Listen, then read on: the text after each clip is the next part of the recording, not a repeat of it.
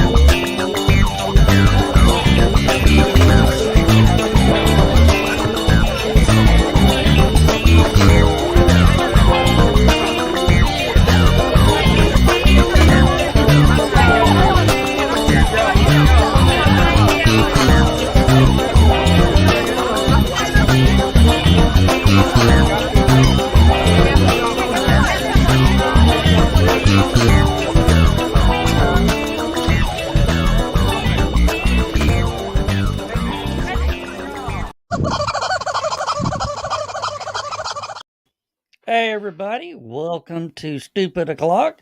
I am Joe Dog, and I have to announce this will be the last Stupid O'Clock for me for 2022. Go ahead and bring in Dan and Chris. John just popped in. Maybe. No. Kind of. And he still froze up. There's John, there's Rich, and there's Bill. John.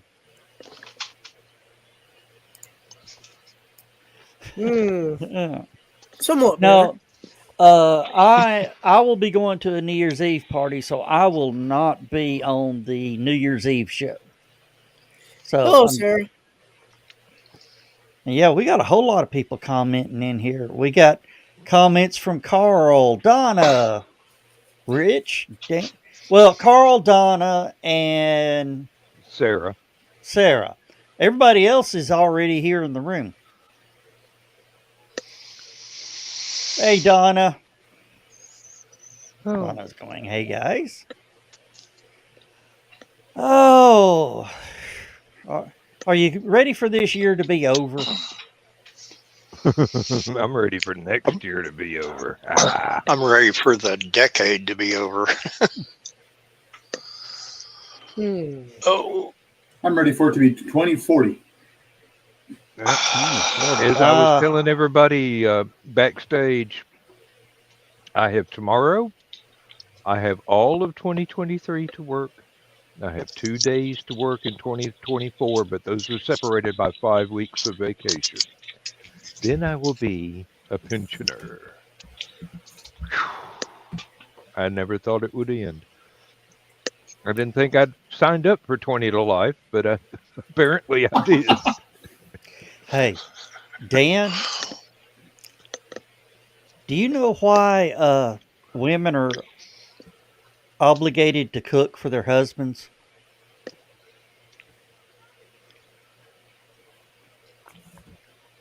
I'm going to go with no for $200, Alex. Because by international law, they got to feed. You got to feed your prisoners. I thought you were going there. I would have been released by now. Considering what tonight is, I'm glad I did not answer. Yeah, really. Especially since this is a matter of public record. Oh. Heavens. Oh, okay. John is back. We think. Mm-hmm. We No. hope. We gotta do a GoFundMe to get John a faster computer. Usually, John has a great computer. It's something is running in the background that's just eating up everything. Mm-hmm. Okay, can you hear me now? Yeah, Yeah. Yeah. and you're in sync. Wow. And as soon as I said it, there he goes. Well, Yeah. okay, he's in Boys in the Hood then. Yeah. Kids I'm in the all Hall. I was going to say the Dave Clark 5, but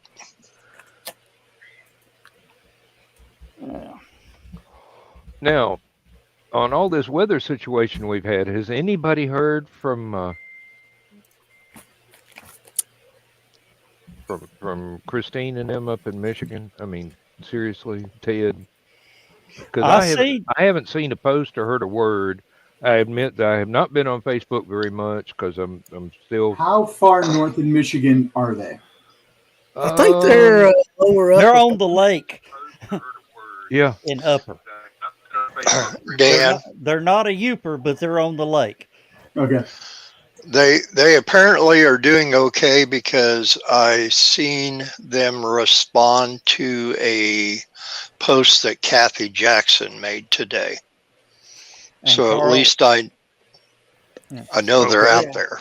Good. I was thinking Ted was more on YouTube. Me than he being was on Facebook so sporadically here lately, I don't see anything from anybody except, oh, it's so and so's birthday today, and I'm going, oh, yep, okay. If you post any pictures on TikTok, we may not see it shortly. Don't have it. They're telling everybody to get rid of their TikTok because of the Chinese. I don't have a TikTok. I don't either. I just thought that was something Trump tried to do just to be an asshole. No, TikTok was. No, they're all. Chinese. This is Hello, Keith. bipartisan, Hello, Mr. and Permission- it's been on the news Permission. now for several days. Said that right Yeah, this time. by Ryan Permission, Ryan, I told Permission him partisan. I told him he needed to do that to his internet service, give it a Snickers, and see if it would return to its old self. Or 5-hour energy. I don't know. Hi, Keisha. Hey, Keisha, welcome to the show. It's full of Chinese spyware, but There's so many people who make so much money that can be taxed by the government because it's income that our government's too greedy to ban it. Mm-hmm. Now And, they can ban All it the at congressmen on both universities. sides of the aisle are the ones telling the government, any government run computers, they have already been banned from them. They're saying they can no longer utilize TikTok on them. Honestly, you shouldn't be doing that on any professional machine, whether it's government or mom and pop shop. That's not unless you are a mom and pop shop putting out TikToks to promote your stuff. It's not workwear, Yeah. No. Oh, and also the greedy individuals. I'm trying not to use that B word about the greedies Mm-hmm. in Washington. If you've made over $600 on a PayPal, Square, Venmo, expect Cash App. Cash App, expect a 1099K Yep. and do not ignore it. Mhm. Go ahead, Yep. put it into your tax return because if you don't, expect a letter. Yep. And then expect it to get last year if you don't respond to that. Yeah. They're gonna Now, I get their think at money. least on PayPal, one way you can get by that, if you are receiving money from somebody, if they send it as a gift, Yeah. that gets by it. And so, well, at least for the time being, because eBay owns PayPal, Yeah. but at least for the time being. Yeah, but yeah, do not ignore that 1099K. It will cost you. Yeah, I'm with Carl. If only I made $600 or more off of any online thing. Right. I don't have Well, any of that stuff. I'm lucky if I make $6 a year. So Well, I use PayPal for my artwork when I do commissions and that. I had one, and most people just kind of think to send it as a gift. Because I think the way they send money to each other back and forth, like if I was sending money to John to get a new computer or whatever, you do it as a gift. But I know I had 3 commissions last week that I did for one person. And when they sent me the money through PayPal, they didn't send it that way. So that's, $90 there that may or may not get a 1099 from it. If I do, I do. I'm going to be getting one from eBay anyway, so it doesn't really matter. And Congress last minute was trying to repeal that section of the law because before they did it to catch tax cheats. Mm, It went from $20,000 to $600, and then they realized, oh dear God, all our constituents. I mean, they have been yep. catching hell. Yep. yeah, I can't.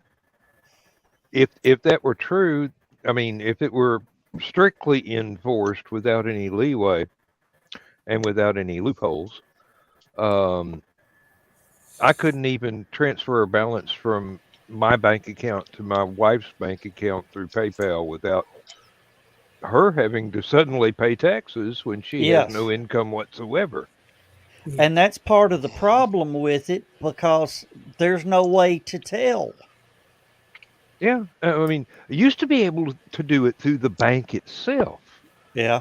but then all of a sudden I can transfer stuff between my savings account and my checking account, but I can't put money in my wife's checking account.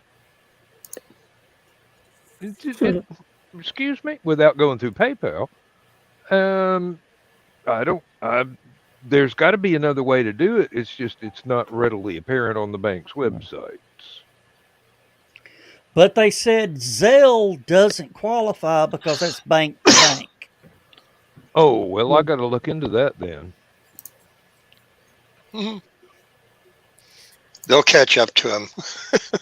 It Yeah. looks like John's Get got them his and internet. Venmo and all the straightened rest out. of them. Nope.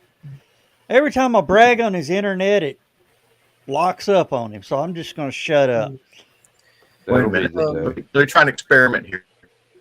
Yeah. I'm gonna have to go, guys. My laptop battery's about gone. So I hope y'all have All a right, good one. Chris. Thanks for Probably tuning in. And also we really got to get on that that I I talked to you know. about earlier. I know. Because I can't even send out invoices. I know. All right. Mm. All right. I'll see y'all later. Have a good All night. right. Good night, Chris. All right. Thanks for Good night, dropping Chris. in. All Not, right. brother. And now we lost Bill. Suddenly, he's decided to use a pinhole camera instead of the one hooked up to the computer.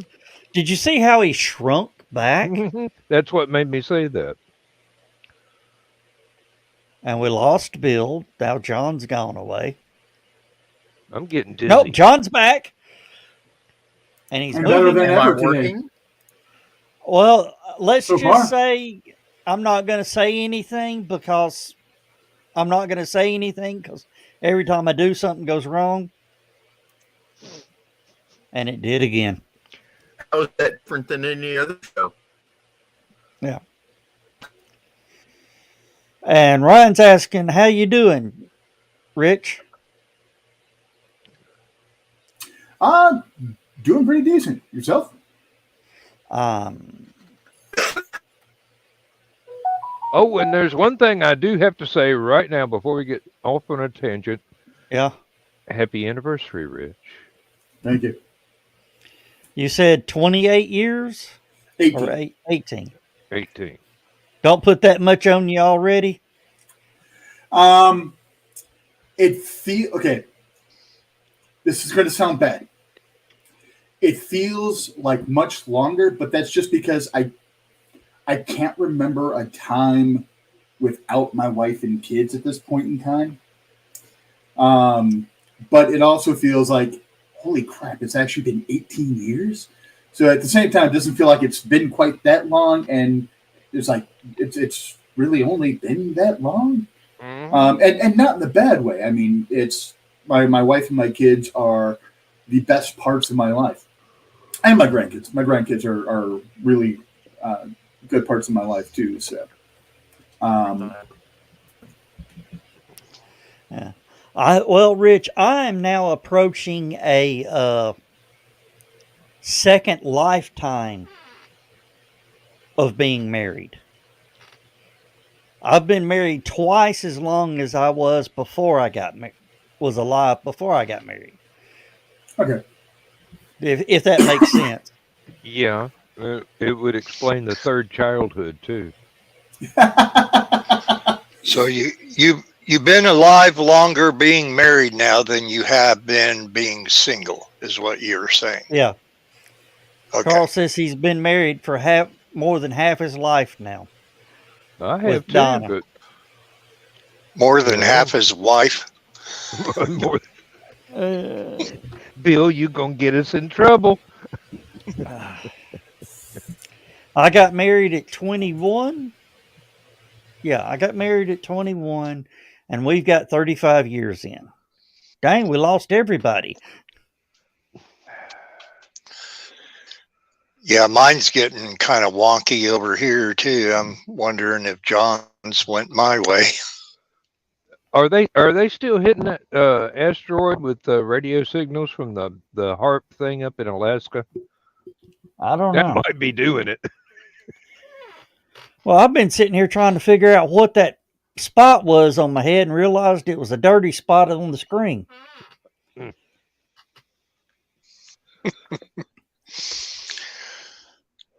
Thought maybe you needed to have something checked out at the doctor, huh?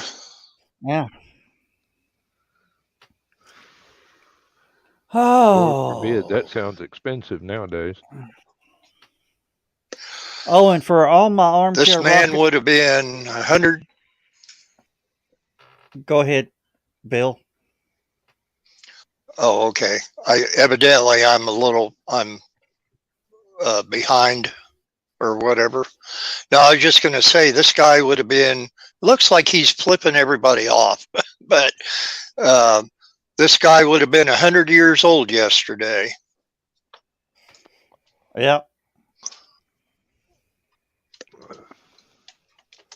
And Michelle Nicole had a birthday here this week too. Still haven't adjusted to her being gone. Who's that? Uhura. Oh, yeah.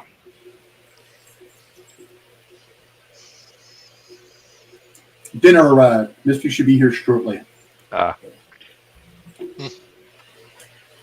Lobster delivered to the door. Cheddar Bay biscuits. Now, was it Red Lobster, or was it one of those delivery service that charges twice what the biscuit should be plus a delivery charge? Free delivery until the 31st for Red Lobster. Ah.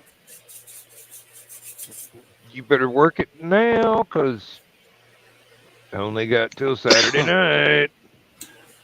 This is where we had our first date. Not this particular one. Not this particular one, but Red Lobster. And she loves Red Lobster, so I figured I'd go ahead and do that.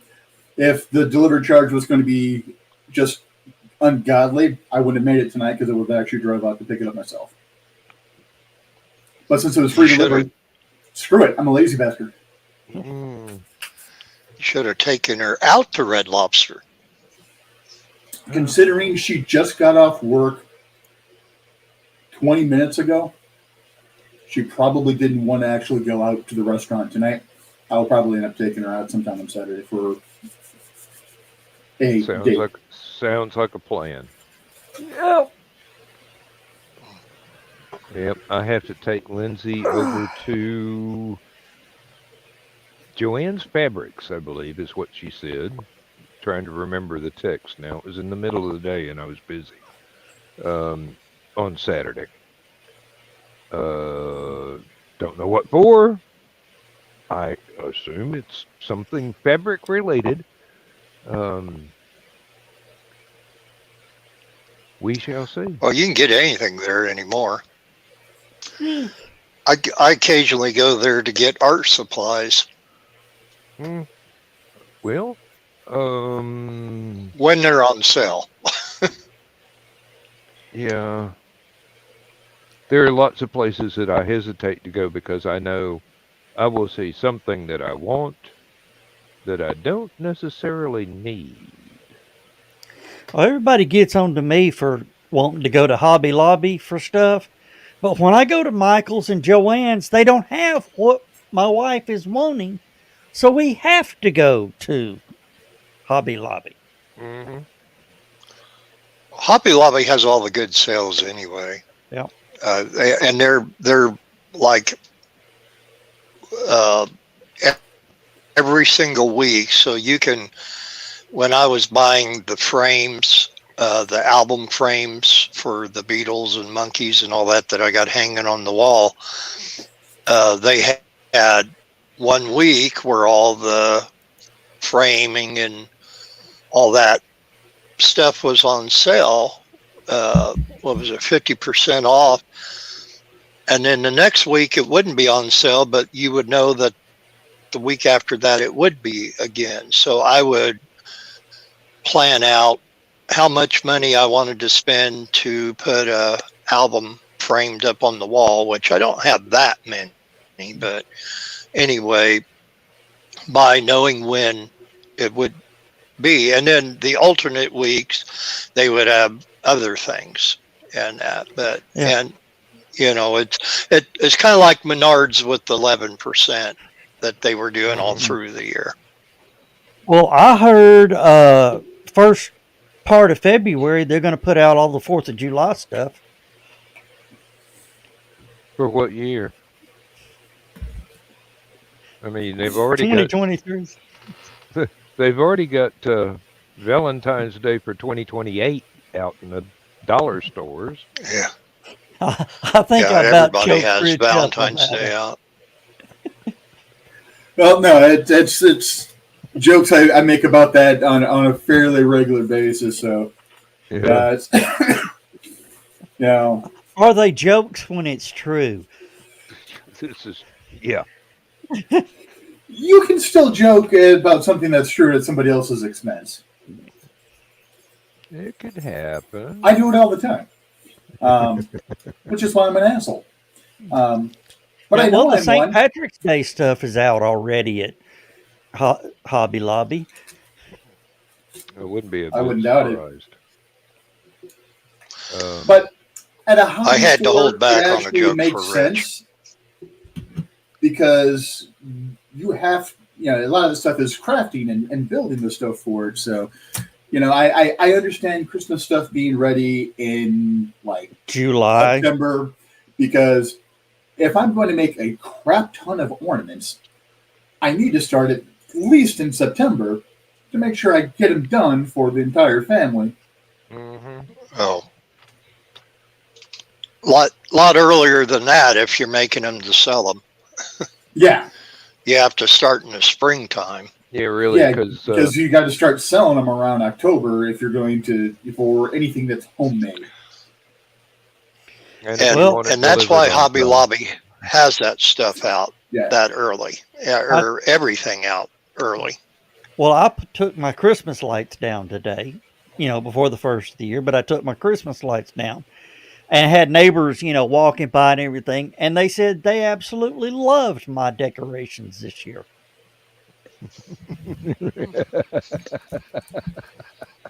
You saw what my decoration was, Dan. Yep, I sure did. That's why I'm laughing. They said that one. they said that was absolutely brilliant. It was apropos.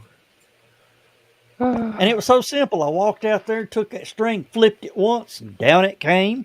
So that was done. Then rolled up that string, repacked the Grinch into his little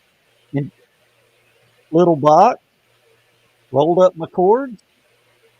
I was done in 15 minutes. Was that on the Stupid O'Clock page or the Secret Humor group that had the person dressed as the Grinch running through the house and stealing stuff, and Santa sliding past as the Grinch is grabbing stuff, and then it's a little kid just kneecapping the Grinch with a candy cane? I don't remember. That was hilarious as all hell. I think I don't was the believe one that that was posted Stupid it. O'Clock. I think I almost wet myself. Up here, they would laughing just at that shoot one. the Grinch. Down there, I'm sure as well. I sat down Christmas Eve after we got back from family dinner at my brother and sister-in-law's house, and I watched Ernest Saves Christmas. I was just thinking John Wick 5. It's Christmas time. And instead of the pencil, he's using candy canes.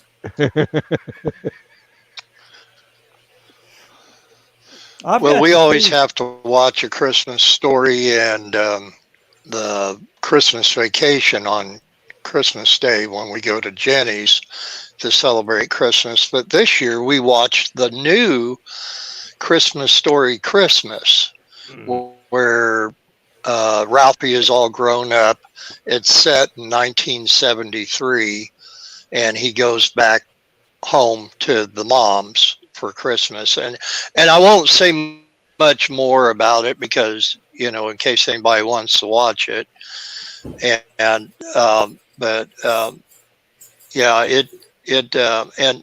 this was actually not the first sequel to the 1983 Christmas Story, because they had one that was set in the summertime when Ralphie was grown up.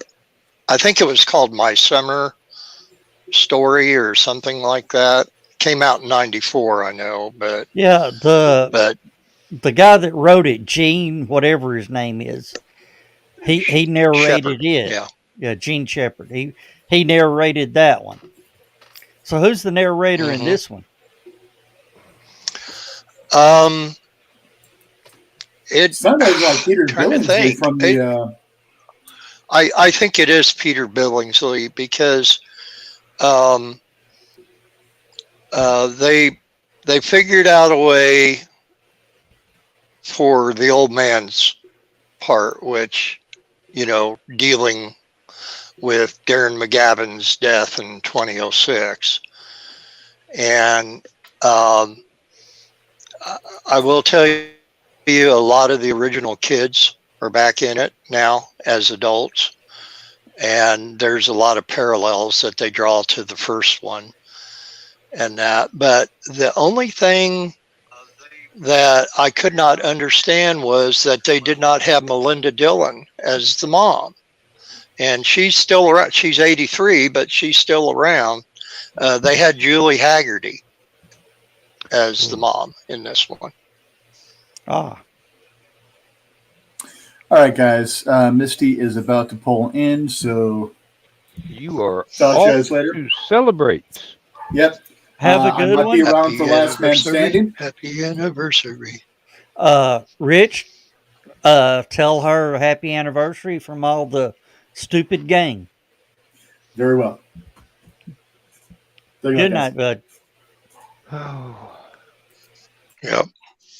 And he should sing it like the Flintstones.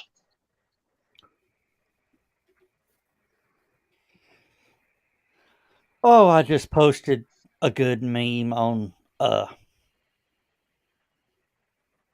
green room. did you now? Yeah. We shall see. If Carl lets I'm it actually, slide. yeah. Yeah, Carl just went, oh, God. Oh, God. Gonna have to approve that one. How does it feel, Joe? You're on a list all by yourself.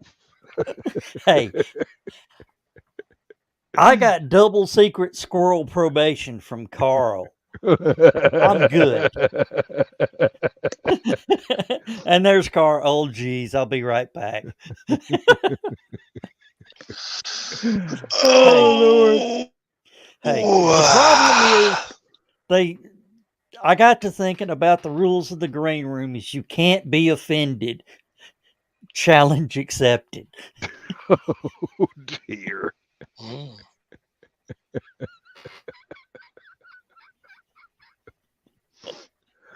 Oh. Oh, that's right, Carl. Killed my joke. Okay. We'll see. Tomorrow's Friday, dude. Oh, did you see the video that I posted on my page of the guy? He's a YouTuber. He requests people to send him audio clips of their farts. And then he plays Christmas music with them. Thankfully, Joe, that's not a YouTube channel that I frequent. I couldn't breathe. I was laughing so hard. Not from all the farts, from the sounds. I'm gonna have to get on. It's basically. I'm gonna have to definitely make a submission for next year. Valentine's Day at Joe Dogs. Oh, if you can work on it all year long. Oh, and then I posted it. No, I haven't posted that one yet. I'm going to. There's the one where the guy's laying in bed and his wife's laying there. She reaches over, just slaps the crap out of him, and then lays back like she's asleep. And then he looks at her. He pulls the cover back up over her, cuddles her up next to him, pulls the cover over her head, then farts. I think I've seen that one before. Yes. Hey, I trained Donna wedding night. Come on, honey, get on the pull the covers over your head. We pulled our covers over the head. I yanked mine down, ripped one loose, and held it. Wedding night. She knew what she was. That way, she knew what she was in for then. And you're still alive. Yep. Some mysteries will never be solved.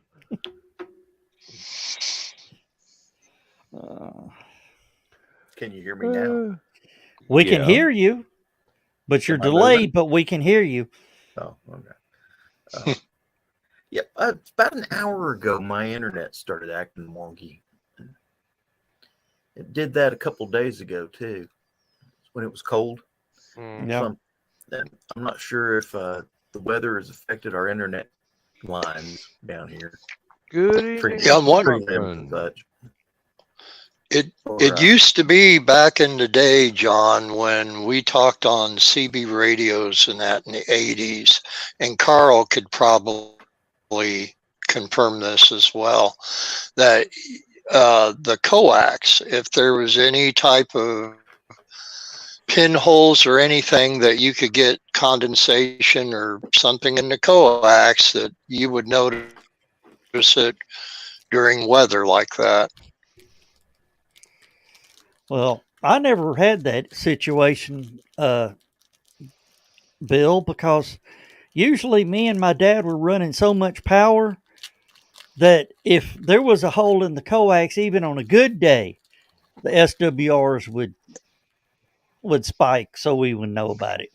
We had to keep an SRW meter in line at all times. And still saw steam coming out everywhere there was a coupling on the coax. Yeah. Yeah, I left my standing wave meter on mine all the time too. I didn't the highest wattage linear amplifier I ever ran was 250 watts. I started off with an old 2-tube 50 watt amplifier, but my dad had a Heathkit Warrior kilowatt linear amplifier, and that one would take out the whole neighborhood.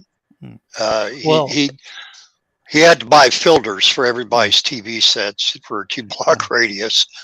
Well, I learned the hard way. You don't grab hold of a 102-inch whip when somebody keys up with a 500-watt mobile linear. You let go of it real quick. We used to have people say, I'm going to turn my beams and turn on my 500-watt linear or 100-watt linear or 200-watt whatever, and you won't hear anybody. And we'd say, okay. And then so I'd call one of my friends, and they'd get out in their truck, and they would go park about a block away from them and just key up on their cheap little $50 Radio Shack CB, whatever, realistic CB. And he'd say, now you can't hear anybody. Oh, yeah. Me and my dad lives about a quarter mile away from me. And I told him I live on a 1,000-watt hill.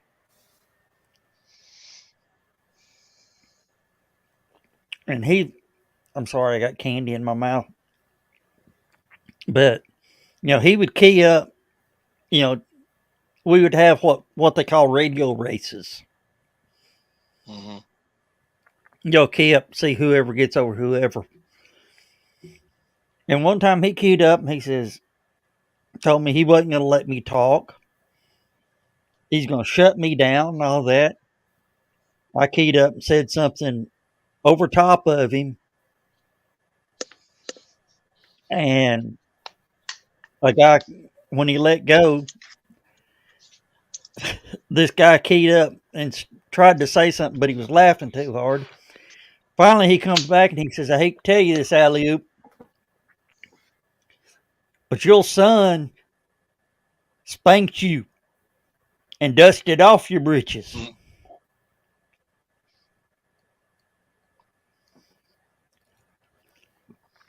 Carl says, what's the limits on CB now? Don't even remember what it was legal back in the 80s, but it was pretty low. 5 watts.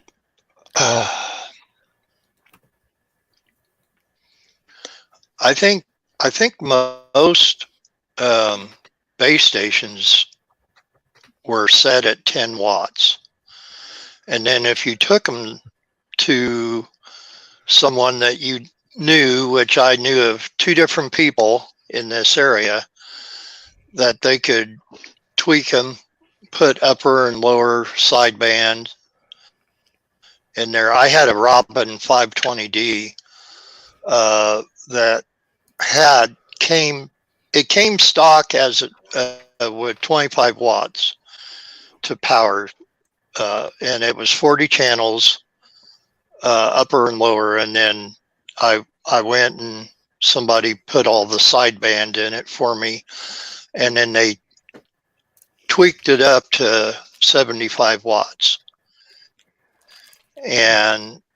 But yeah, I think back in the day, the mobiles were 5 watts and the base stations were 10 watts. That was the legal presets that came with them. Okay, John. What just they posted, are now, I don't know. Yeah, John just posted 4-watt AM limits.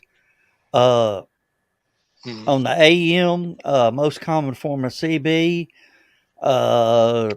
They're limited to 4 watts. Carrier output as measured at the antenna connector on the radio.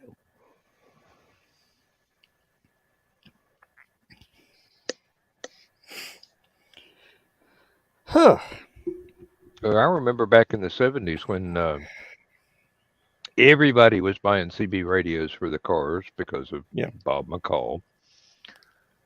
And my little brother would sit in my car and trying to talk to people with the CB radio I had out in the car. And one day he wound up, because of some freak radio conditions and some extreme skip going on, he was talking to a Radio Shack in New York City. New York City. We're in Athens, Georgia. That's a long way for a CB radio.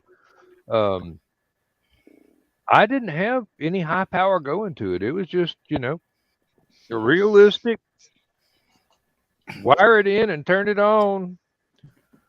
Radio Shack, CB radio. So they were really putting out some juice, but because of some freak weather, it was skipping just right. It was skipping to where they could actually hear him reply to them talking. They were coming in clearer than WPN. Yeah, we had that. And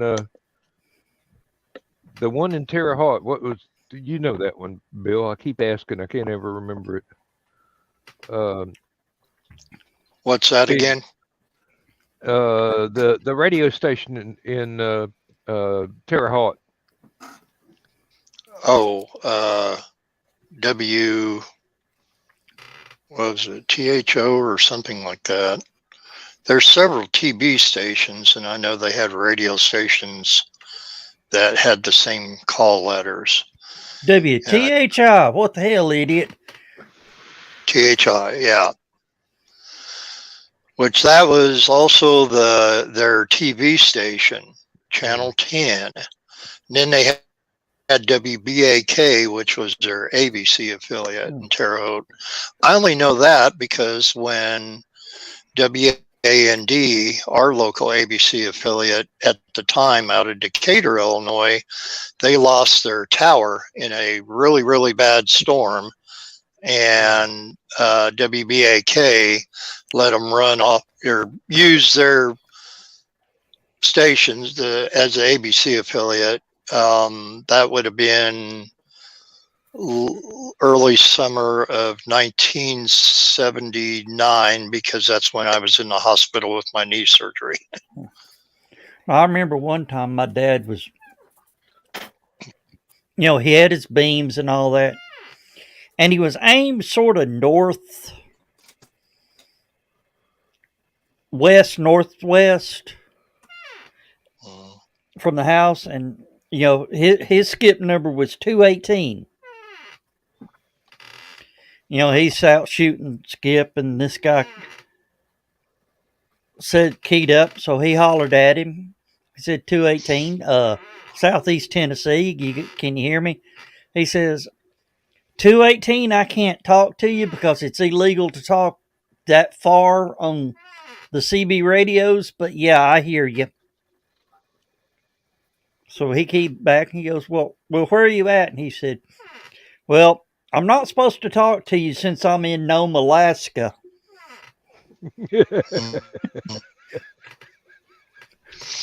And and the way Skip would run, that if you got a hold of somebody like that, you may be able to talk to him for a couple minutes or so, and then it would go. They fade It's away. like riding a wave. You're Yep. high for a while, and then it gets down low, and then you lose them.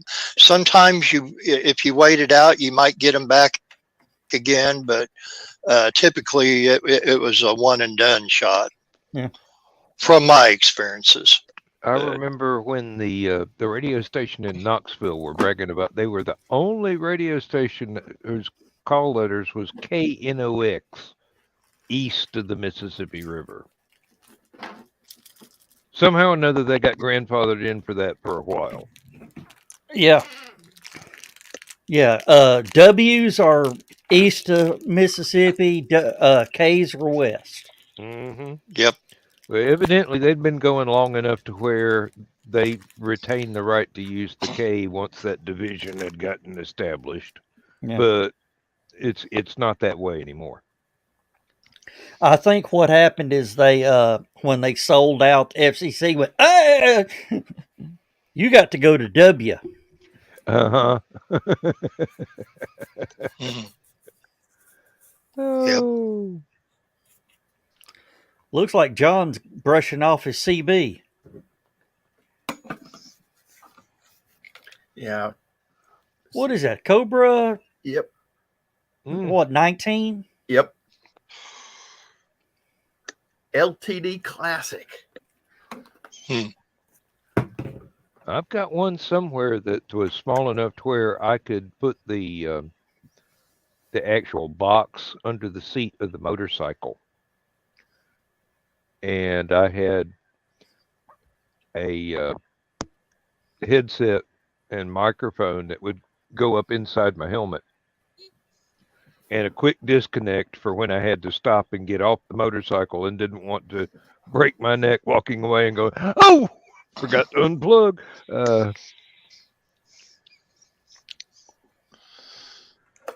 That was back in the day. Wasn't most motorcycle CBs, you had everything in the microphone, so changing your channels and everything, Depends on the model. Not at this time. They were using.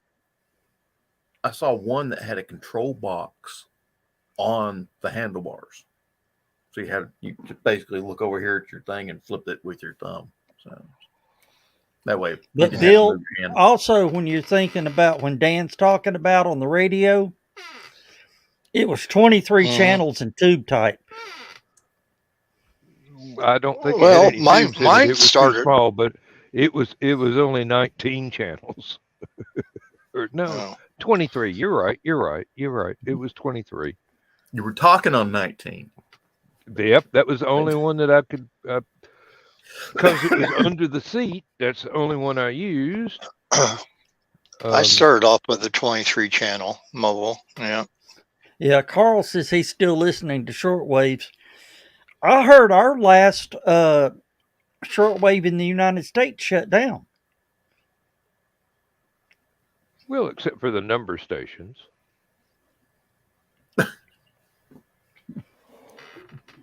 I don't know. Now, what do you mean, Joe? The last shortwave, like a radio station broadcasting? Yeah, last shortwave radio station shut down. They're still very popular in Europe. Yeah, and matter of fact, I've got an international JVC boombox down in my garage. That is called multi-wave. You get your AM, you get your FM, and you get your multi-wave. And multi-wave is basically the Citizens band shortwave frequency. Mm-hmm. And it's got it's got a place on the back where you can hook up a shortwave antenna for better reception. Oh, Carl, got a correction for you there.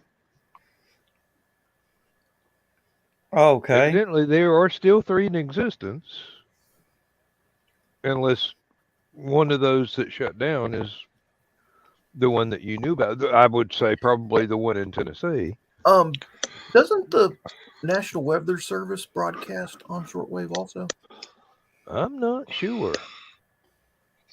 I know the one here for Champaign is 162.55 megahertz.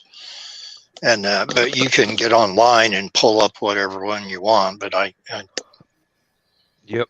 I've got a little weather alert radio with AM, FM, and the weather on it. I've got one here right over the computer, and I've got one at work because I've got my little lab with no windows, and I can and no intercom and no telephone. So if we get hit by severe weather, I want an alarm going off in there going, hey, it's a tornado alert. You might want to exit your little cubicle and go to the shelter, which is half a mile away. Oh,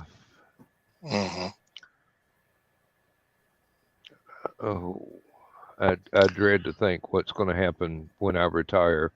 That's going to be a freaking junk room. Either that or the company will tear it apart. I got the Carl, it is WTWW has shut down. What were they? They were shortwave in the United States. I'll be right back. WTW 5085. Okay, I just looked up something. Apparently, Germany has HCJB Deutsch, and then you got World Music Radio, BBC, Interradio Romania, Scandinavian Weekend Radio, China Radio International, Carl's taking notes. Vatican Radio. Let me see, SO6 spy numbers. That might be interesting. And they are they were located in Lebanon, Tennessee. So that's the Tennessee station. And they shut down or just broke down? Shut down. Funding. Seventh-day Adventists have one. Free Radio Asia, Bid Express, Radio Exterior de España, which is Spanish radio, Voice of the Veld, Golos, and I don't know what the hell that is. But anyway, that's several of the popular worldwide. Radio France has one too. Sorry.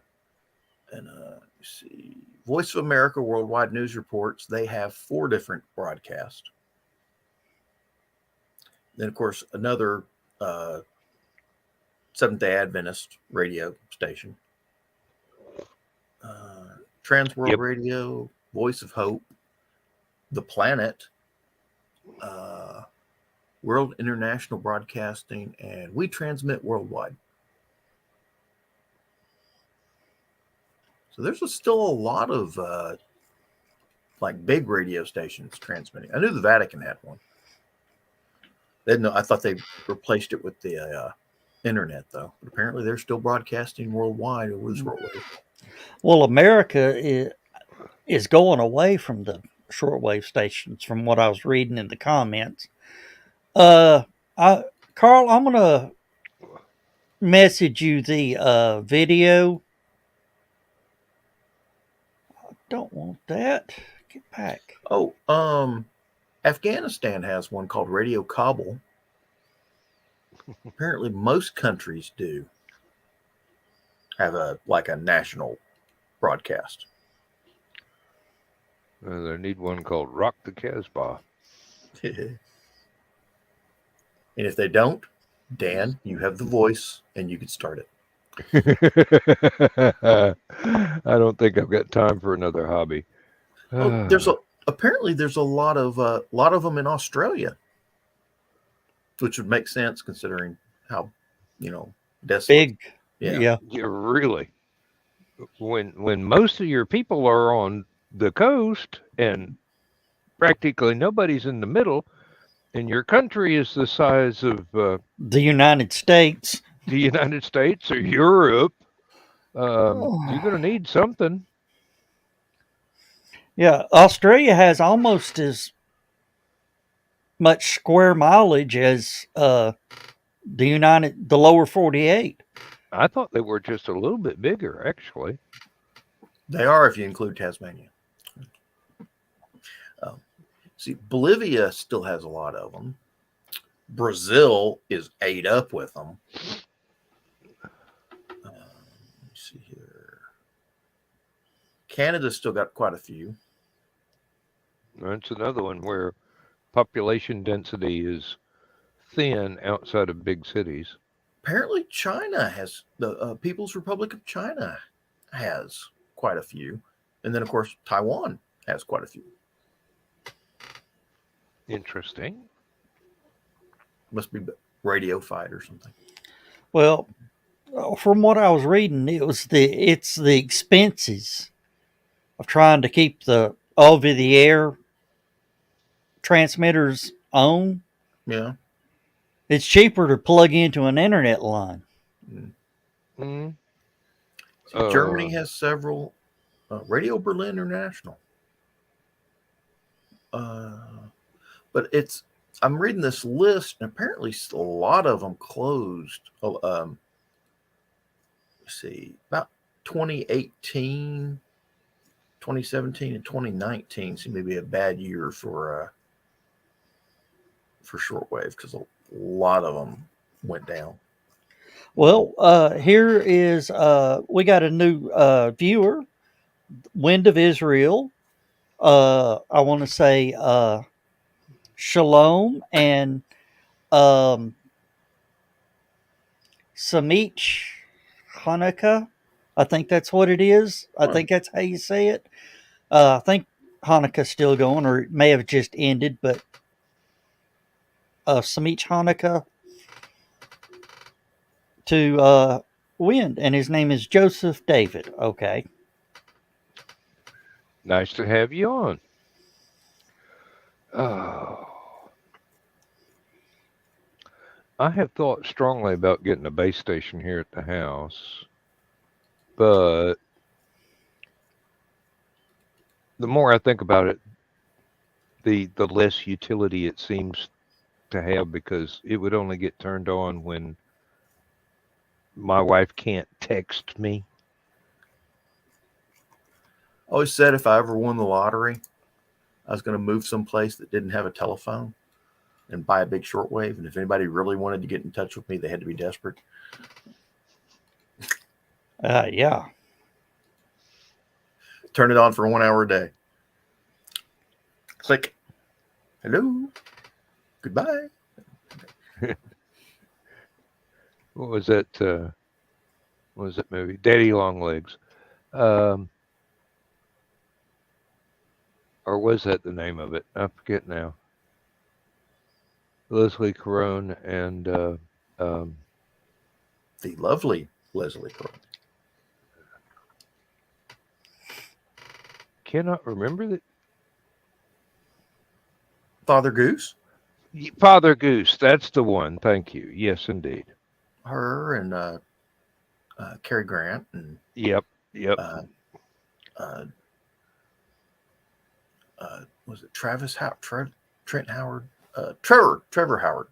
Yeah, exactly. Yes, Carl. The one where they got married over the shortwave.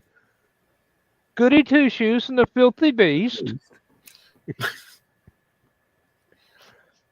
As someone once said, quite famously, when Lindsay and I were planning to get married, that's crazy. But then again, it's crazy enough to where it might just work. 17 years so far. My favorite scene in that whole thing is where he saved the little girl's life, and he was out there working on the boat, And to show her thanks, she found one of the bottles of whiskey that they had hidden from him and brought him a bottle of whiskey. And so to show his thanks, he gave her a whistle and says, okay, says, you gotta say 3 words. And he gave her 3 words to say. And elephant, hippopotamus, and then wrong. She goes, no, I said it right. She says, no, the 3rd word was wrong. You lose. And she grabbed the whiskey bottle and started to run off. And he says, oh, no, I didn't know you were going to be a poor sport about it. I was so young when I first saw that movie. It's got to be one of those after midnight things on a Saturday night. It was right around Thanksgiving. And we were talking about something. I can't remember what. And me and one of my mom's foster kids were talking about, I was telling her about Father Goose. And I said, it's a really cool movie. And she says, can we watch it? You know, because kids today, they think you can just punch a button and the movie comes on. And can we watch it? Says, well, I don't know where to find it. Says, but it usually comes on this time of year, you know, like Wizard of Oz and all those holiday movies that come on. I have not seen Father Goose in almost 5 years. I don't know if it just... It runs on Pluto TV about once a month on one of their I was going to say classic movie channels. Yeah, Turner Classic Movies used to be really good for showing. Used to show it all the time. They showed it. Turner Classic Movies used to show it about once a month. I've literally not seen it in 5 years. Yeah, well, maybe Pluto TV has the rights to it right now. This is true. Yeah. A lot of things have changed. By the way, speaking, Antenna TV on New Year's Eve is going to have a Benny Hill marathon to go all the way through the new year. A Benny Hill marathon? If one is so inclined. Mm-hmm. That's one thing that my wife has declared verboten in this house. She hates Benny Hill. She's not real fond of Monty Python. Yeah. Blackadder I can get away with. And the Two Ronnies, anything, open all night, anytime. What about Mrs. Brown's Boys? So she likes the more posh stuff. She's not real fond of it, but she's quite well aware of it. And of course, I've always been real fond of Dave Allen, and she introduced me to Morecambe & Wise, their program, and I'm going, oh, I can. This is just at my level of goofy. I love this. So, there was something I wanted to. Oh yeah, Bill. Everybody might like this. There's a lady whose YouTube channel I'm subscribed to. The channel is called Fran Lab. Her name is Fran Blanche. She's extraordinarily educated in electronics and whatnot, and has been a scientist for quite a while. Is a absolutely amazing guitarist, but she says the arthritis is keeping her from playing as much as she would like to. She bought a Tascam multi-track mixer recorder that was used, and she started messing around with it and found there were 3 studio mixes of Tom Petty's music, 3 different songs on this thing. And she figures that somebody back in the day was working on remixing these things and was using this Tascam deck, and it's hell, half the size of my disc, I guess. Slides all over the darn thing, and she's trying to get in touch with the with Tom Petty's estate and find out whether these.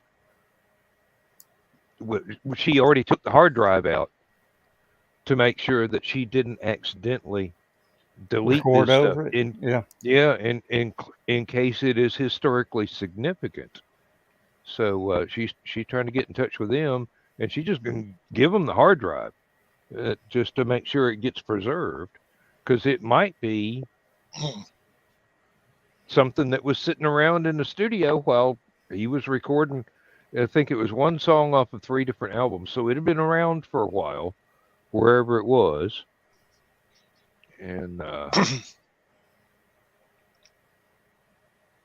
it was awesome. She was sitting there and playing with the mixer, and you could isolate each different track in the mix, and it was exactly, for 2 of them, exactly what wound up on an album. And the third one was a little bit rougher mix that didn't have all the different the refinements in it. But it's like you went and bought something at a pawn shop and come back, it's got somebody absolutely world famous recorded on it. And they all wind up somewhere. Yeah, really. But it's a neat thing. She posted a video very early today about where she pulled the hard drive out and replaced it with a brand new hard drive. Hadn't even been formatted, but she's going to have to go through and try and get things done so that the recording deck would actually recognize that new hard drive. One of the things that was recommended to her was clone the original drive and put the copy of the clone on the new hard drive and play with the partitions and whatnot to make sure that everything matched up. And I'm going, dude, with the number of things she has already demonstrated she's capable of, I don't think she needs our advice as to what to do.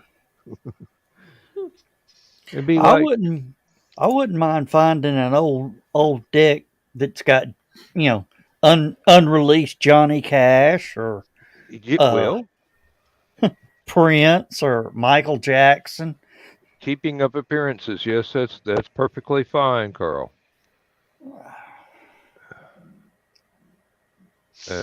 Yeah, that's tame.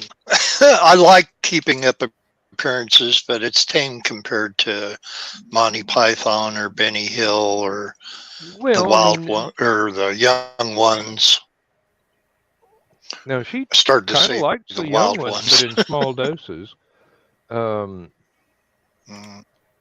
There were half a dozen things. She introduced me to like 20 or 30 different, not soaps, but British comedies, and most of them I just love. But there's something I occasionally watch. There's something I occasionally watch on our sister station for our CBS affiliate here. New to me because I've never seen them before, but it's a British murder mystery show called Murdoch Mysteries or Murdoch Mysteries. I think. Yeah. Yep. And some of those are pretty good. If you're into Sherlock Holmes era stuff, you would probably like some of this. A few of the episodes, I've only watched about a half a dozen episodes, and I will say a few of the episodes are a little bit out there for the time period that they're supposed to be in. It's kind of almost like their version of Wild Wild West. And I'm not saying that it's like that every episode, but I've noticed 2 or 3 episodes he had the that were like, flashlight. yeah. He had the ultraviolet flashlight, in 1906 or whatever it was. And No. But generally, it's not a bad show.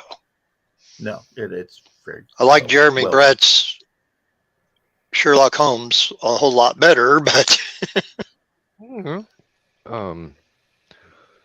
Let's see. Rowan Atkinson did one Can you hear recently me now?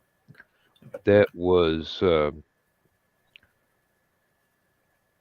a new version of the Inspector Maigret mysteries. And it was, when we first started watching it, it was just such a complete shock to see Rowan Atkinson playing a serious character. Mhm. And then when you get used to it, you realize this guy's got some chops. It's like I imagine people that were used to a bit of Fry and Laurie or Blackadder seeing House for the first time, and Hugh Laurie actually being a serious actor. Now the other one I like was Miss Fisher's. Oh yes, yep, that one was pretty enjoyable too. Of course, it takes place about a century later, right after World War One. Mm-hmm.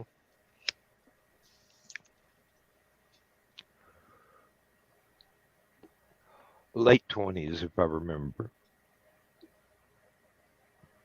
Late 20s, maybe early 30s. You know, it's I can't remember the actress's name that plays her. Hang on a second, because I hate not giving actors and actresses credit where credit is due. Mm-hmm. Where's she here? Is Fair? It's Scottish name, I think. Farron Fisher. Mm-hmm. Is played by Essie Davis. Okay. Is the actress's name, and or Friend Fisher, Friend like Fran, but Scottish spelling. Anyway, played by Essie Davis. Essie Davis also played in Game of Thrones. She had a couple. She was in there for a couple episodes. She played a actress with an acting troupe, and it's kind of funny. The girl whose father got beheaded by the king was hiding in this city and stopped to watch one of the plays that they did, and the play was about the king having her father beheaded. And she was kind of upset about it, except that most of the actors and actresses in the play were kind of asses, but she actually did a very good job trying to portray the characters properly. Mm-hmm. And she went and told her, says, you really did a good job on that. And later on, it's kind of funny. She saved her from an assassination attempt. And then wound up, she got assassinated anyway. But, oh well. It's Game of Thrones. He dies, she dies, everybody dies. Mm-hmm. And before it's finished, George is going to die. I hate to say that. Didn't HBO finally say, "Screw it, George, we're going to end it"? We're going to write the rest of our episodes without you, George. We're tired of waiting. Well, Yep. Now, of course, House of the Dragon was kind of a throwback. They did a prequel for Langman. And supposedly they've got 2 more scripts in the works. But HBO is going to write them. They're thinking about doing a Jon Snow story after he gets banished north of the wall. And then bringing his sister Arya back. Arya the pirate, as I like to call her, because the last thing you see is her sailing west on her pirate ship. I wish the BBC would get Maisie and Jenna Coleman to do that spin-off series. With them in the TARDIS restaurant. Yes. Yeah. I mean, It that's could set up. happen. It That's could happen. well, Moffat's back on, so it's possible. And he's already talking about spin-off series. And people are going, "Oh yes, Torchwood," and I'm going, Yeah, that's "Do you exactly not it. That's remember all anybody Children of wants to hear. Earth?" Torchwood. Yeah. Yeah. Torchwood had great production values. It was wonderful acting. It was just a little bit too adult know what you- content, I suppose. I know what you're going to say, but it was a little bit more like some of the original earlier Doctor Who, with the far out villains and far out plots and things of that nature. So, Well, of course, in the earlier Doctor Who, you didn't have just him and the companions. You had like Colonel Lethbridge Stewart and all the guys at unit. that unit, and all the all those scientists that were helping him out and stuff like that. So you had all these Earthlings, for lack of a better term. And that's the one thing I liked about Torchwood. It was more Earthlings and fewer.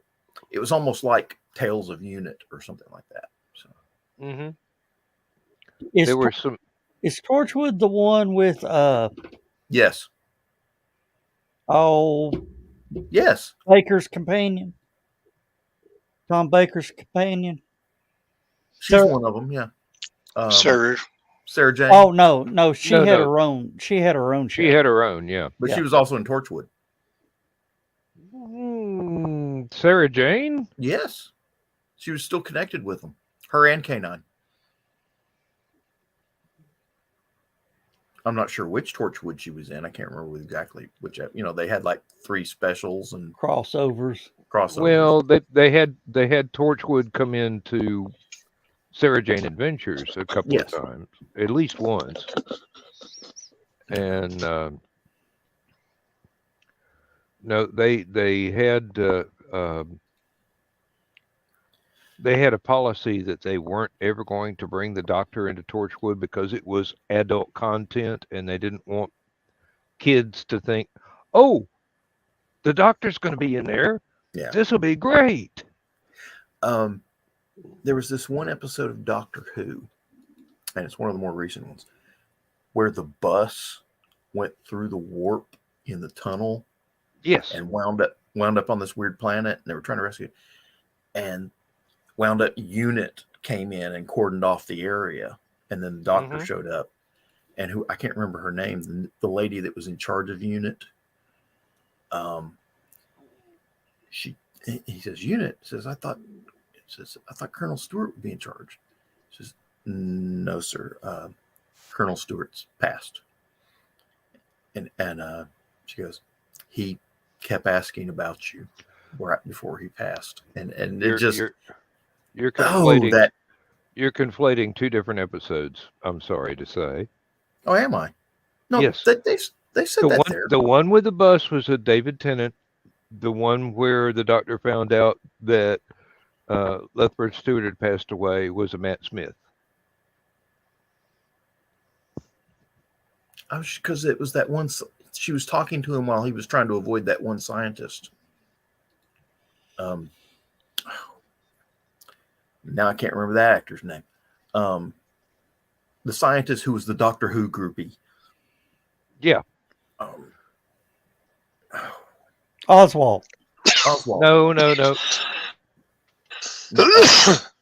The one in the bus episode was damn it. And he's been in a lot of good stuff too. He was even in Game of Thrones. Darn it. Very, very, very much as if oh,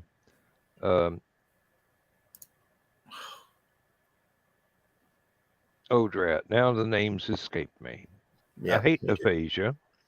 I really hate aphasia. Buddy Holly was a Unit scientist instead of a musician. That'll be the day.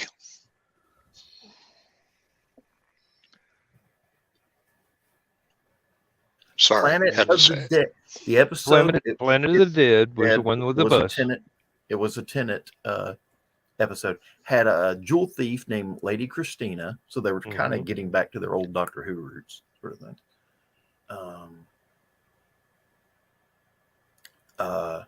Captain Magumbo. Captain Magumbo was the unit commander.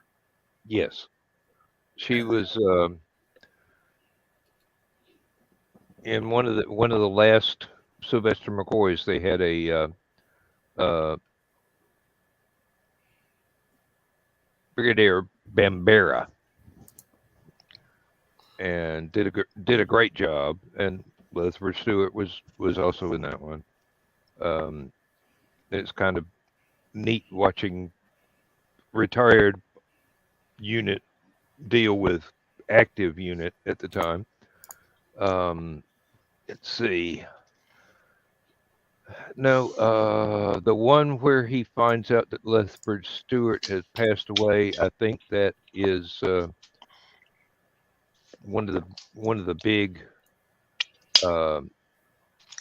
Matt Smith there towards the end of his run. It's the same one in the same story arc where they found out Amy was a flesh doppelganger and had actually been kidnapped a long time ago. And demons run when a good man goes to war, basically, was the premise of that particular thing. And he was trying to put the band back together, and called up the retirement home that the Brigadier had been in. Just a little bit too late.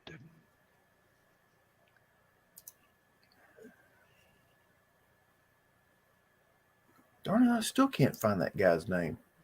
And I know he was in that episode. Yes, that's right, Carl. And Joe? Yeah.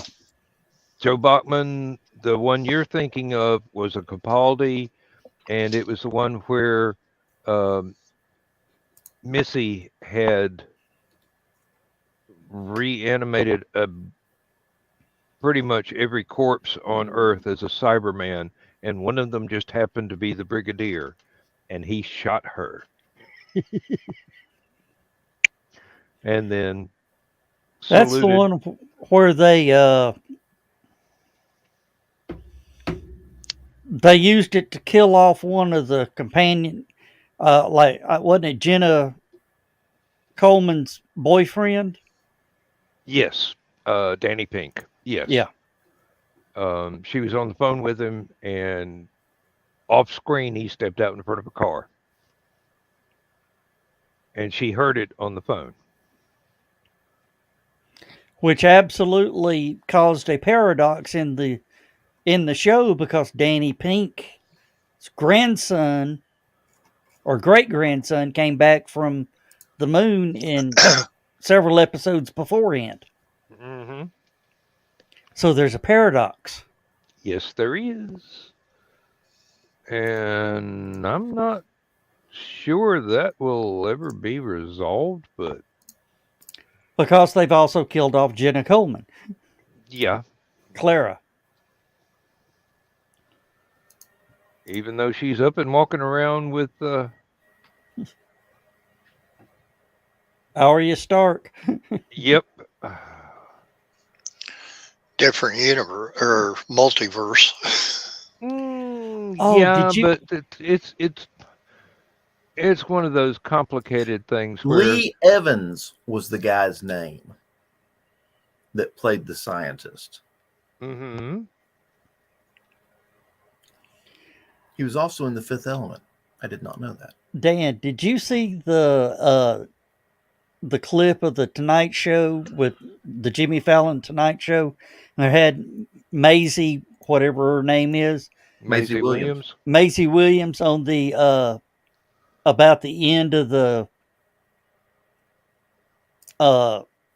Game of Thrones. No, I did not. I'll have to post it up, but it's a good one.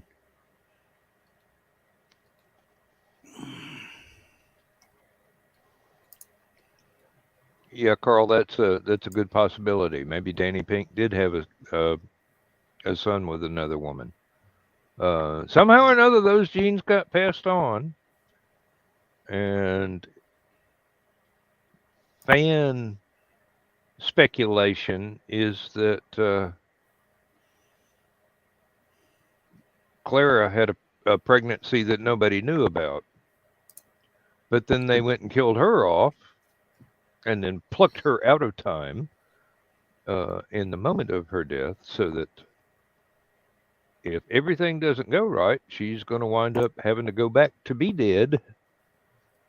And that's where she's off with Maisie Williams in the cafe that is a TARDIS.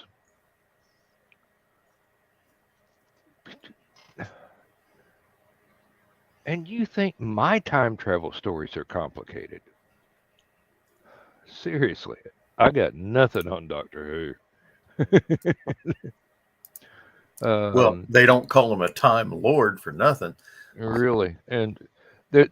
Well, you got to look back at the classic period. By the time Tom Baker stepped down, they had 3 different ways for Atlantis to be destroyed through a couple of different doctors, and they were all mutually exclusive.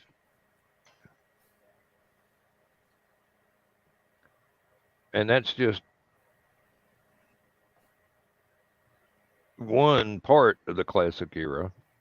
Nobody bothered to keep track of this stuff. I mean, it was a kids' show.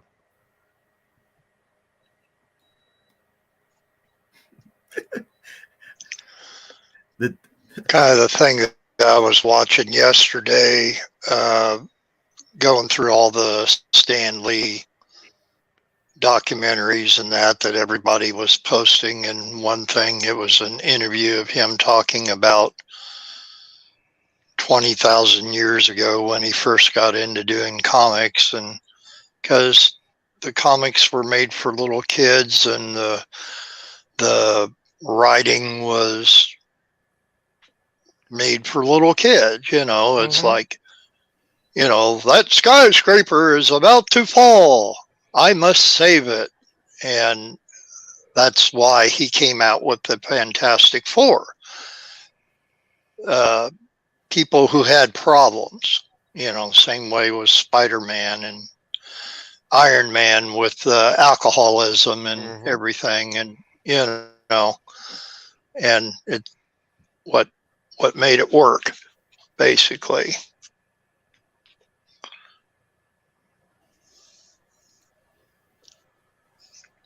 Oh, before I forget, I've been posting a lot of this day in history stuff on Stupid O'Clock just to make us look intelligent. But good luck with that one. I know, I'm, beating a dead horse or whatever, but had a couple of good comments on the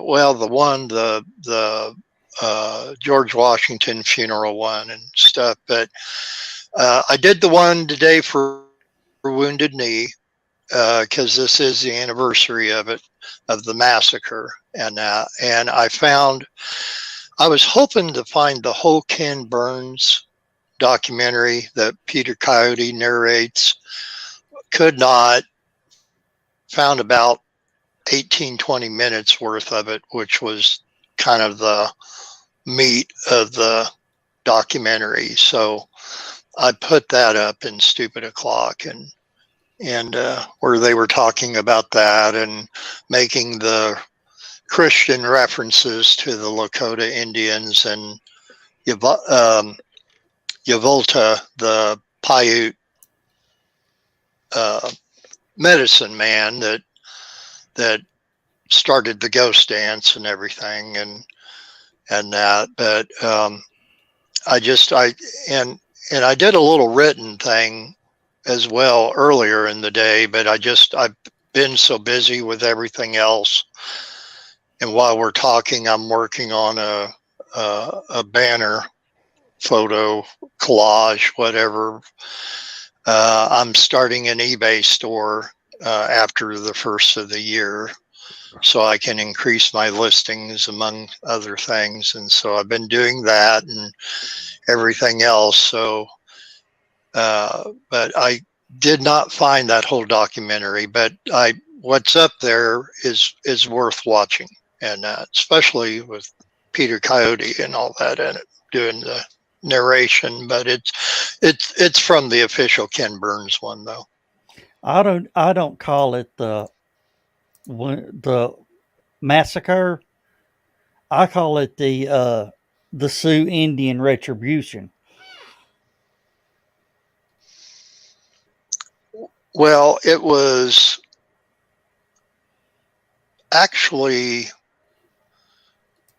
Sitting Bull. He had the dream, premonition, or whatever, that his life would be taken by one of his own, and which was the case. There were soldiers that were Lakota Indian soldiers, but of course for the United States Army, and that is who shot him. They basically, the story is they found an Indian who was dead, who was still holding a rifle, and they were trying to remove it from his hands, and I guess he had the death grip on it. And in turn, when they tried to take the rifle out, the rifle went off. When the rifle went off, then that's when the other shooting happened. And then, of course, as everybody known, that of all the Lakotas who were killed during it, including women and children, and it was a bad deal. And but there was a true fear from the military about the ghost dance, and the ghost dance was just actually meant to bring peace and tranquility to the Lakota Indians. When LaVolta started all that, because he said that he got the whole premonition of the ghost dance from when, and how he put it, when the Messiah came to live with the white man years ago, and the white man killed the Messiah. Of course, they're talking about Jesus Christ, and there's a lot of back and forth. If you actually watch the whole Ken Burns thing, and once again, I apologize for not being able to find the whole documentary, but there's only so much pirating you can do, but there is a lot of similarities and a lot of Christian overtones with the Lakota Indian religion, and but it's very interesting, and still to this, they do a ceremony every year on the site, and that, but Oh.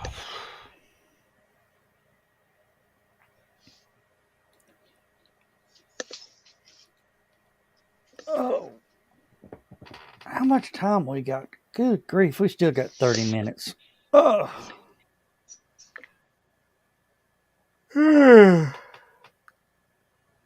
Well, John, your computer is finally cleared up.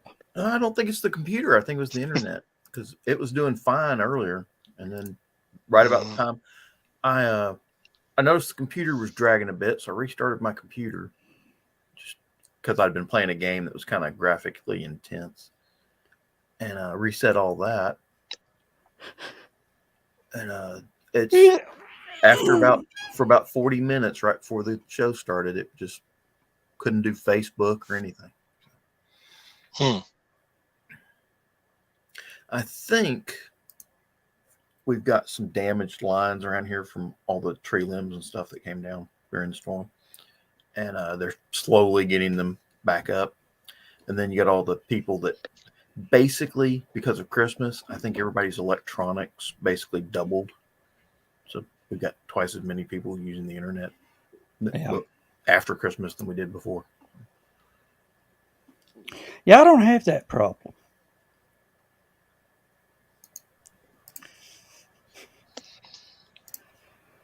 Oh. Well, I know Mississippi's got a big problem with all the broken water mains and everything. Which, we got a place just south of Chattanooga, down north of Trenton, that they got a boil water advisory right now. Yeah. Of course, I know what the problem with Mississippi was. They just didn't bury them deep enough. well, they Saw said that these. right off. Yeah, they said the problems actually go way back to the late 70s, early 80s, and at the capital down there, especially the capital city down there, especially.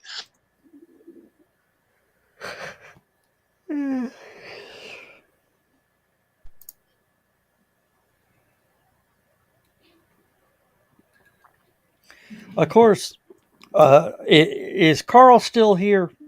Because I got a question. Yep. Yeah. Okay, Carl's still Kimber. here. Come here, girl. Okay, the asteroid that took out the dinosaurs, and they figured dinosaurs were actually birds.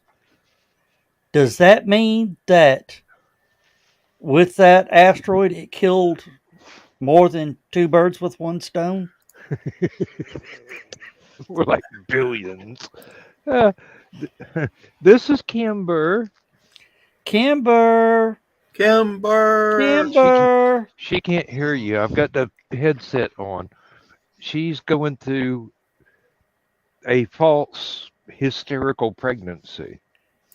And she is carrying around a little stuffed toy. And it is well, I'll just show you. Come on, girl. Yeah. If she'll let you take it away from her. She dropped it on the floor. It is a giraffe, and it's got I was about to say long. she had sex with giraffe. How'd that work? As far as we know, she hasn't had sex. Period. But she thinks that she has, and she'd really like to do it again. But the last time she was in heat was during HallowCon. We put her in the kennel to board her while we were away for the weekend, and she was isolated from the other dogs. In theory. Okay. But believe me, if it's been long enough, she would be just about ready to give birth right now. Ready to pop. If that had been the case. But it's the first time I've ever heard of a dog having a hysterical pregnancy. But she's been carrying that giraffe around because she's got great big long legs, just like the giraffe. Oh, honey, it's all right. It's all right. Yes, I'm right here. Don't knock the room down. Bill Sartain. Hi. I found that Ken Burns PBS special and posted it to Stupid O'Clock. I'm sorry, say that again, John. I found that Ken Burns PBS special about Wounded Knee and posted it to Stupid O'Clock. Well, Bill was trying to find the entire series. Well, there's a good place to look. The one episode that he found. So yeah, that does give him a reference. He can search from there. Oh, there he is. He's back. Girl. Now I'm back. Now you're back. She's a pretty girl. Yes, indeed. Did you hear what I said about I found the PBS special? No, I heard. I heard you started to say something about Ken Burns, but then I dropped out after that. Right. I found that PBS special with Geronimo. Come on. The episode of Geronimo. Did you? Okay. I posted it. Yeah, go ahead. Did you post it in the group? Yes. group Good and girl. page. Good girl. Okay. Thank you. Thank you. Oh, cool. I was looking at Facebook video face videos will watch or whatever it's called, because typically you can usually find more things there than you can on YouTube, but this time I could not.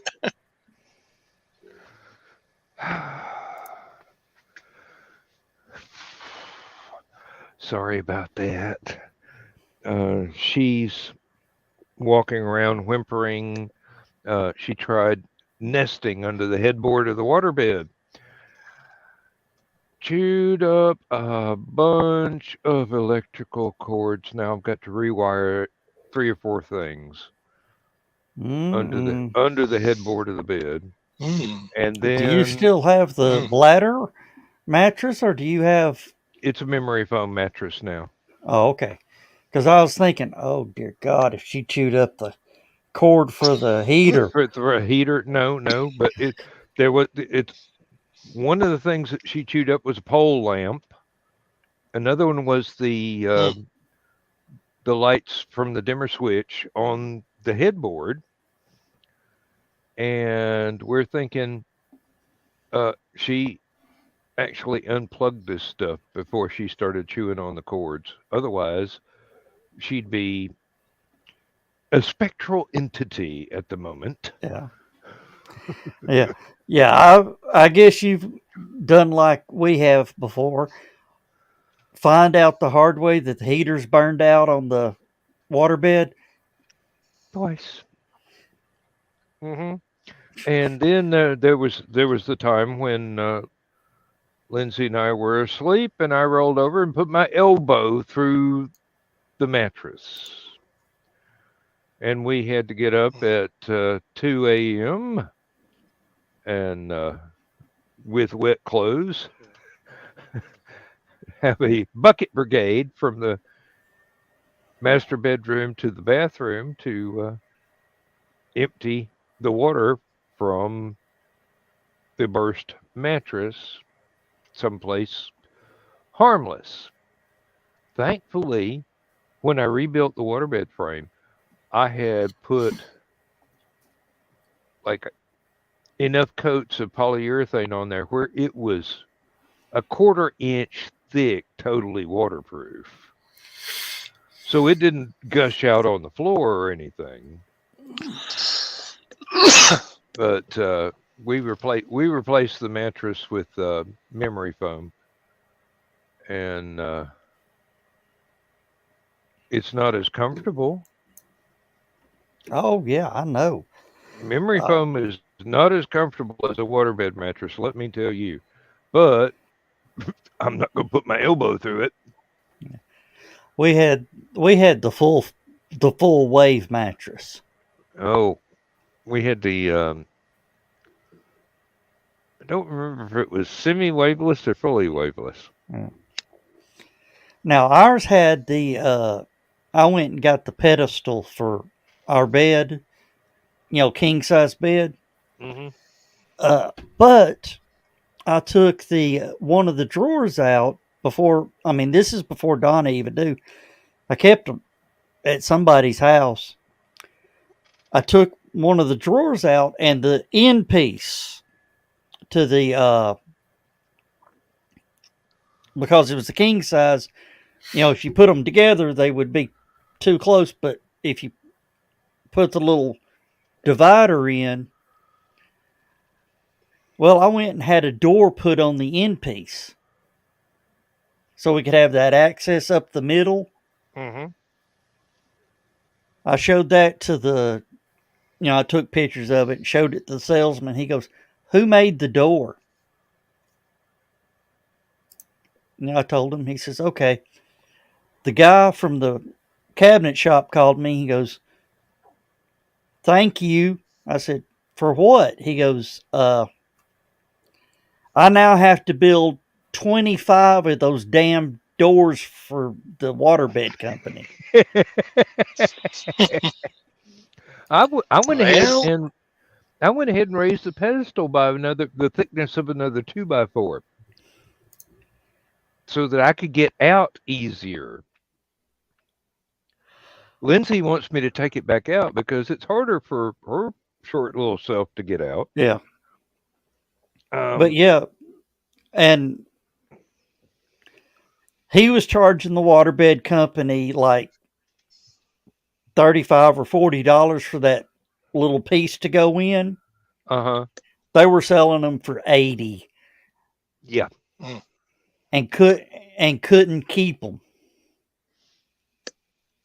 I do wish when I had made the pedestal extension, instead of going crossways, I'd have gone long ways up and down, because we could have done that. There's enough room for drawers underneath from the foot of the bed, but there's not enough room for any sizable drawer on each side. So, but this is a California king size. Yeah. So it's like a sheet and a half of plywood. I know originally it was chipboard, but originally it got damaged, and I said I'm never going through this again, and I replaced it with 3/4 inch plywood. Me too. This thing, and especially after I polyurethane the inside so that it was waterproof, just damn near bulletproof. Yeah, but ours had three drawers down each side, did the access up the middle. Mm-hmm. You know, that was great for storing, Yeah, that's a great idea. That's a great idea.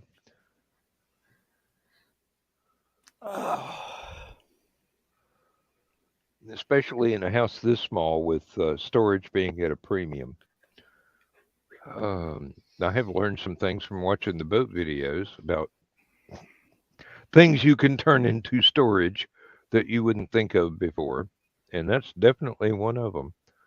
Yeah. Most of the beds on the boats, they're on hinges, so you just lift it up. There's like half an acre of storage underneath, but that's just one design of bed. So they've got several, but there's also things where they have either drawers or lift up shelves for the steps to go in and out of the front door and the back door of the boat. And those are otherwise wasted space, and people have turned those into storage areas. So it's just one of those things. Anyway, Now, I have never heard of a dog having a hysterical pregnancy before. Now, I've seen some of these new houses that are getting built that, have the staircase and they've got drawers. Each step, and the higher up you go, the more drawer space you got in there. Then you got on the side drawers going in. Mm-hmm. Or the Harry Potter bedroom underneath the stairs. Yeah. A lot of old houses. I'm thinking, you know what I'm thinking about, Dan? Had entire closets and things built in underneath the staircase. What were you thinking about, Bill? Remember in the Beatles movie Help, because everything's about the Beatles, that when they went into their flat, John's stepped down into his bed and because he was below the floor level, he had all of his shelves and his bookcases and his lamps and everything all down there. Mm-hmm. And I've seen people actually do that. Back in the 60s, when the sunken rooms were in vogue, there was a lot of storage around the edges of those things, especially the bedroom things, especially if you went to the expense of having a bed shaped to the actual sunken area, whether it was round or rectangular or whatever. But you can do some amazing stuff. Interior design. Welcome to what I went to college for. Well, and I know a lot of people out there listening to us are wondering, why would anybody want their bed on a floor? You know, Well, you can't fall out of it. no. Well, there was at that time there were a lot of people in the bedrooms. Yes, they weren't. They weren't strictly one couple rooms. Yeah. And I have I have had a neighbor come in here and look at the master bedroom, and go, "Damn, that's a playground and a half there." I go, "Well, yeah, it had been in the past." I blame Bob Carroll, Ted, and Alice for that. I think that was merely a reflection of a phenomenon that was already happening, not the example that set it I know. off. Oh. And then there's the PDQ opera, Hansel and Gretel and Ted and Alice. You should listen to that one. Back when I had the patience that I would need now for audiobooks and whatnot. I really, you just sit and listen to this and go, why is this guy not the richest man in the world? This is so funny. Later on, you find out that a lot of people don't have the kind of patience necessary to listen to long format audio plays. I've been listening to a lot of audiobooks of Sherlock Holmes, and they go through the volumes. I mean, you can pull up one YouTube video and have 8 or 9 hours worth if you can get through it. Oh. I generally do it right before I go to bed, so I fall asleep listening to it. Mm-hmm. There are some things that I've seen on Audible. I will get an audiobook every once in a while, but it's not my favorite format anymore. But there are things that go on for 16, 18 hours. Oh yeah. Fortunately, it's a very good book, so the people that have the patience for it are well rewarded. There's some of those listed on YouTube. Yep. I have seen that. The Star Wars audio play is 3.5 hours long. And that's probably just one movie. Yeah, A New Hope. A New Hope. Star Wars. Not a new. I call it Star Wars. Yeah, The I know. Star Wars. Back in the day when we didn't know there would ever be another one, we thought it was a one-off. Good night, Carl. Some people still think it is. Good night, Carl. I completely understand. I have been fighting the last 20 minutes. Well, you only got 7 to go. Yep. 5 if you want to end the show so I can start mine on time. All right. Sounds even better. Oh. Yeah. I got to All right. wrap things up. Joe put a link to Last Man Standing in the Stupid O'Clock Already link list. did. That's what I was saying. You already did.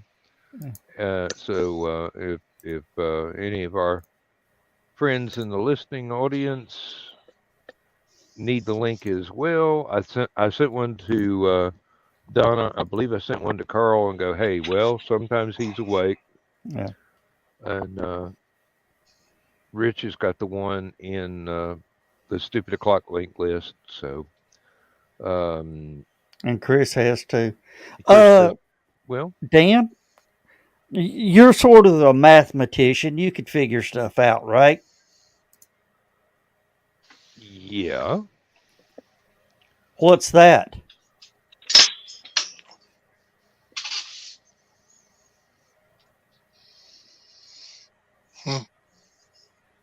looks like an ABBA song.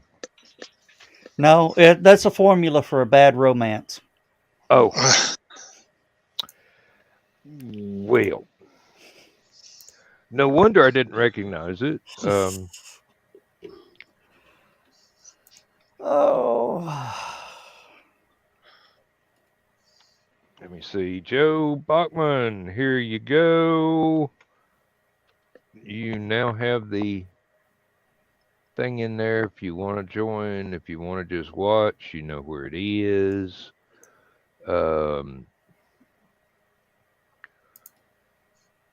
Saturday night, I don't know who will be available. And if it's just me, I'll say, good night, everybody, and close it out early. It doesn't matter, and I won't care one way or the other because you know. Here's a thought too, though, Joe and Dan. Maybe do let's say a best of, but you know, a rerun and just rebroadcast a previous episode or something. I'll have to look back and see if I've got that 6-hour one still. Yeah. The one where you fell asleep, maybe, or no, we were awake at the entire time. We just kept going.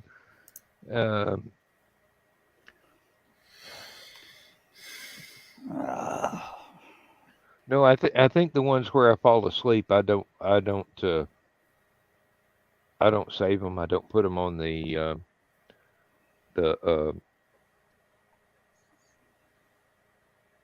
list for replays. They may still be there. Some of them may still be there. If I know which ones they are, I'll delete the damn things because nobody wants to see the top of my head for 5 hours and listen to me snore. Well, you never know. It could be ASMR or whatever. AMSR. All right. We are getting close to time, so it is time to say good night, everybody. Good night, everybody. Yep. See you on another channel. Bye, con Dios, amigos. All right. Bye, y'all. Thanks for tuning in. Thanks, Dan, John, Bill. I guess I'll see y'all next year. Yep. That's entirely too possible. Bye-bye. I guess I won't see any of you Bye-bye. for another year. Yep. Bye. Bye.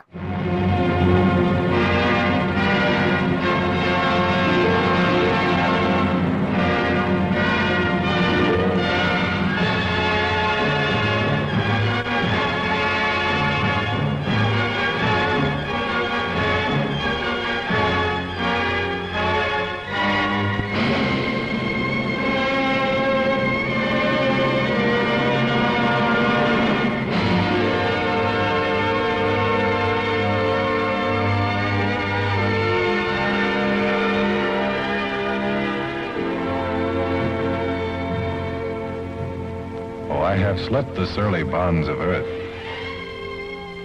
and danced the skies on laughter-silvered wings. Sunward I've climbed and joined the tumbling mirth of sun-split clouds and done 100 things you have not dreamed of. Wheeled and soared and swung high in the sunlit silence. Hovering there, I've chased the shouting wind along and flung my eager craft through footless halls of air. Up, up the long, delirious, burning blue, I've topped the windswept heights with easy grace, when never lark nor even eagle flew. And while with silent, lifting mind, I've trod the high, untrespassed sanctity of space, put out my hand and touched the face of God.